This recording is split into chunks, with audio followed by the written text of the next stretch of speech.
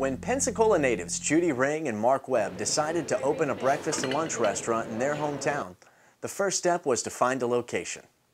It didn't take long. Mark called me, I met him down here, and we walked in and I went, this is it. What they found was a gutted restaurant in downtown Pensacola that the brother and sister knew could complete their vision. We wanted that feel of old downtown Pensacola, Pensacola as it was when our grandfather and grandmother were children growing up here. One of the first things to catch their eye was a brick wall. It screamed focal point. And so it became the backdrop for Polonza Bistro's coffee bar. Our place does actually revolve around the coffee bar. Enjoy it. A bar built from the heart of pine pillars that used to support this ceiling. The next step was Coffee College in Portland, Oregon, where Mark and a couple others learned to be baristas.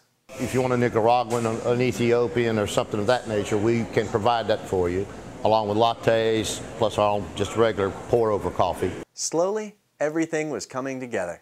You know, you start with a vision and you think, oh, well, this is how it's going to be. And then over the course of time, it morphs and changes, and suddenly you've got something even better than you first envisioned.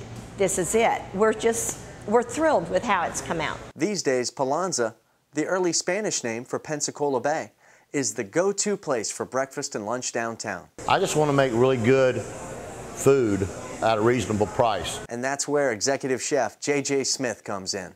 Like I say, we make everything from scratch right here in-house. We don't buy anything. Only thing we buy is the raw ingredients that it takes to make the product. I make a 4-egg omelet this morning. And all I'm doing now is I'm just trying to make the omelet fluffy. And a good way to do that is as you're letting your egg curd cook, you lift up one edge of your egg curd and you let the raw egg run down underneath of it. And that's a real nice way to get a nice fluffy omelet. You can see there's no run on the egg. This is still a little wet on the top, and then we're just going to flip it over like that. We're going to pull this back in, and we're going to turn the fire off, because one of the worst things in the world to have is an egg that's overcooked and it's brown. And once I flip it over, I'm going to put in some of this really nice grated cheddar cheese, which is a nice extra sharp cheddar. Veggies are done. All right, so then I'm going to come in and I'm going to pick up my little veggies. All right. And put my little mushrooms, my onions, my green bell peppers, start the omelet coming off, get it right there, and just let it flip over. And as you see, the omelet is real nice and yellow. They also make specialties like homemade corned beef. You can't buy this quality meat. And old favorites like chipped beef, and family recipes like pimento cheese stuffed burgers. Not to mention baked goods made in-house every morning.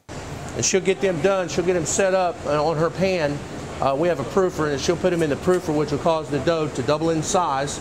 And then Shawnee will come back and she'll egg wash it.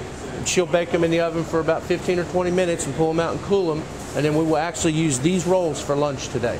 For a restaurant that opened in May of 2011, Polonza Bistro already feels like an old favorite. I want it to almost be like a hug when they walk in the door. I want them to know that we're a family restaurant, that we are trying to give them the same kind of food that they're familiar with, but at a level that they've never had before.